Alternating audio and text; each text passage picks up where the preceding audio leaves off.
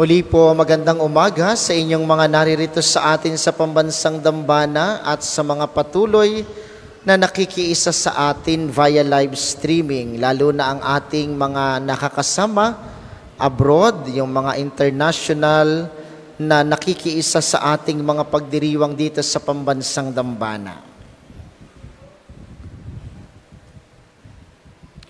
Pinagaling ni Jesus ang mga may karamdaman, anuman ang kanilang sakit.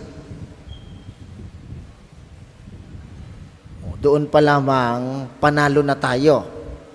Anuman ang kanilang sakit. Father, kasama ho dyan yung sakit sa bulsa. Oo, kasama doon. Anuman ang kanilang sakit. Diga? Kaya itong healing mass na ito ay hindi sa mga may sakit sa katawan lamang. Ang pagpapagaling ni Jesus ay pagpapagaling na pang lahat. Kaya minarapat natin na ang misang ito ay ating ialay sa pamamagitan ni Santo Padre Pio, ang ating patron at ang ating tagapamagitan kay Jesus upang tayo magkamit ng kanyang mga biyaya. Pero liwanagin muna natin, ha? Lalo sa atin na laging pumupunta dito kapag ka Sabado at kapag ka 23rd ng buwan. Ito yung mga panahon ng pagpapagaling ng Diyos sa pamamagitan ni Padre Pio. Dapat maliwanag sa atin yun, ha?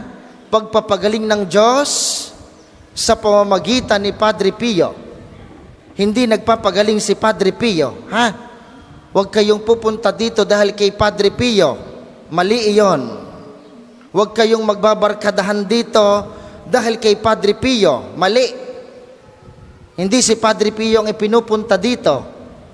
Maraming mga Padre Pio diyang, mga estatwa, kahit pudpudin ninyo lahat yan at iuwi nyo pang iba sa inyo, hindi kayo gagaling. Maniwala kayo sa akin. Dahil hindi si Padre Pio ang nagpapagaling. Kahit kailan, hindi nagpagaling si Padre Pio. Iisa ang nagpapagaling, ang Diyos, si Jesus. At ginagamit lamang ang mga santo. Maliwanag ho dapat sa inyo yun, ha? Huwag kayong magbabarkadahan tayo doon kay Padre Pio. Hindi. Hindi si Padre Pio ang ipinupunta dito. Lalong alam nyo kung ang nakakalungkot? Father, anong oras ho ang misa nyo bukas? Bakit ho? Pupunta ho kami dyan kasi nandyan kayo. Lalong mali.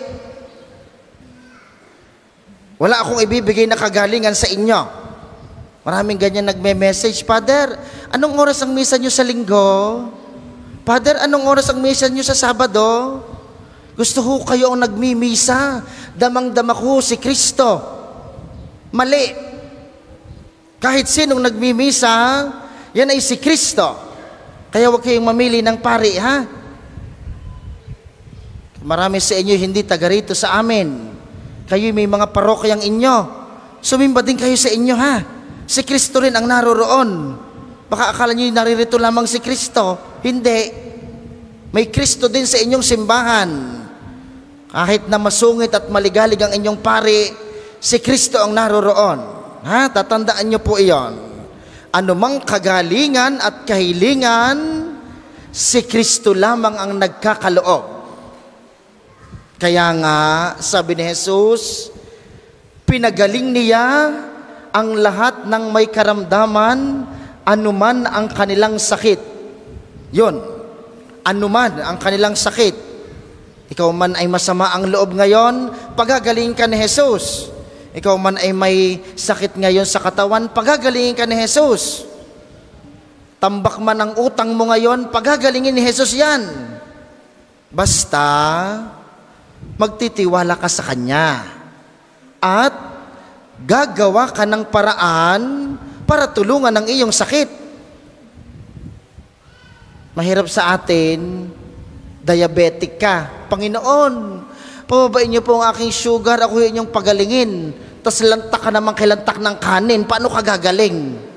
Diga? Di parang niluluko mo ang iyong sarili. Panginoon, pababain niyo po ang aking kolesterol. Tapos pagkatapos ng misa, kumain kayo ng lomi at saka lechon dyan sa labas. Bababa ang kolesterol ninyo. Bakit? Ang pagpapagaling ni Jesus, anuman ang sakit mo, kailangan mong tulungan ang iyong sarili. Kung ikay ang sakit ay sa kalooban, Panginoon, gusto ko na pong maging mapagmahal, ako naman po inyong pabaitin. Aba, edi iyong patawarin ng iyong asawa, kausapin mo ang iyong anak, tigilan mo ang pagchichismis sa iyong kapitbahay para bumait ka. Hihingi ka ng kabaitan, pag uwi naman sa inyo, kasing taray ka pa rin. Anong nangyari? Diga? Tulungan ang sarili. Kaya nga tayo nasimba Kaya tayo napunta dito, hihilingin mo sa Diyos, sa pamamagitan ni Padre Pio, pero may gagawin ka. Hindi pwedeng wala. Hindi ka pwedeng pumasa sa exam, Father. Basbasan niyo po ang aking mga lapis at calculator. Ako ho'y mag-e-exam.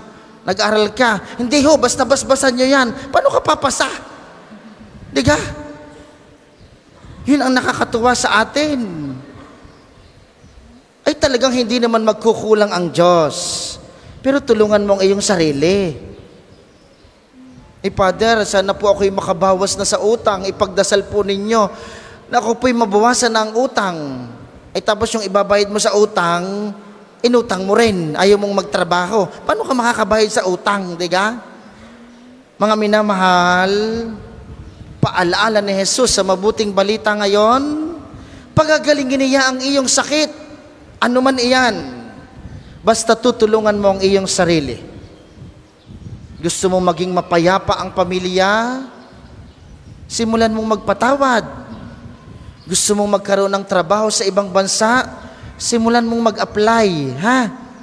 Father, sana ako'y makaalis na. May passport ka, wala pa ho. Paano ko makakaalis? Hindi mali. Kailangang may gagawin tayo. Panginoon, sana naman po ako'y makalakad na at ito pong aking uric ay bumaba na. Salanta-kalanta ka ng balatong, ng tulingan, diga, bababa ang uric mo. Sigurado ako. Tulong sa sarili. Upang ang Diyos, kapag tinulungan mo ang sarili, ay magkaroon ng pagkakataon para pagalingin ka dahil mismong ikaw gusto mong gumaling. Mahirap yung gusto mong gumaling na hindi ka naniniwalang may sakit ka. Mahirap po iyon, ha? Yung parang mahirap gisingin ang nagtutulog-tulugan. Dapat ibaba mo muna ang sarili. May sakit ako. Makasalanan ako. Mahina ako. May kakulangan ako. Upang sa paggalaw ng Diyos, mayroon siyang puwang. Kahit na mahirap magpatawad, madali ka hong magpatawad sa laging ikaw ang ichinichismis. Hindi. Tingnan niyo inyong sarili. Nung isang taon, ang kaaway mo lang yung kapitbahay mo sa likod. Patapos na uli ang taon ngayon, kaaway mo rin ang dalawa mong nasa gilid. Oo. Tingnan mo next year, kung nasa harap ng bahay mo, kaaway mo rin. Gusto mong magpatawad? Unti-unti. Mahirap namang magpatawad mahirap ho. Yung lagi mong makikita, yung ginawang ka ng mali, tapos lagi mong makakasalubong, ang masama nito'y kasama mo pa sa bahay. Mahirap magpatawad. Pero bigyan mo ng pagkakataon ng iyong sarili para unti-unti umunawa, umintindi, magmahal, magpatawad. Sapagkat sa mga ganoong pagkakataon, nagkakaroon ng puwang sa ating puso ang Diyos upang gumawa ng mga himala at ng kagalingan sa anumang sakit na iyong nararamdaman. Mahirap pong pumasok ang Diyos kung puno tayo ng ating sarili. Walang kikilusan ang Diyos sa ating puso kung laging tayo ang nasusunod. Mahirap maramdaman ang pagmamahal kung puno ka ng galit at puot. Unti-unti. Madali gaho ito? Hindi po. Mahirap ito. Lagi ko nga sabi sa inyo, diga, dami-dami natin ngayon, nakakatuwa. Siksikan kayo sa inyong sasakyan. Mamaya bago kayo umalis, tingnan ninyo, yung hindi pa kayo nalabas sa aming gate, nag-aaway-away na kayo. Sabi na sa iyo, huwag ka nang mag-CR. Sabi na sa iyo, huwag ka nang bumili na yan, tagal na tagal mo, tanghali na. Pero kayo galing sa simbahan. Hindi ka? Mahirap magpakabait. Pero ganoon ang kabutihan ng Diyos. Gusto niyang pagalingin ka, basta bigyan mo ng pagkakataon ang Diyos na gumalaw sa iyong buhay. Hindi agad-agad. Unti-unti. Ang sabi dito sa amin sa Batangas ay utay-utay. Hindi madalian. Walang pagkatapos ng misang ito'y pinakamabait. Walang ganoon. Pag uwi nyo nga sa inyo, ito'y lagi kong sinasabi, pag uwi nyo sa inyo mamaya, tapos ay madumi ang bahay, tambak ang hugasin, dagi andar yung bunganga ninyong yan. Pero galing kayong simbahan, no? Nag-ama namin tayo dito, dasal-dasal. Pag uwi, gayon din. Baguhin, unti-unti, sapagkat sa mga ganoong pagkakataon, gagalaw ang Diyos.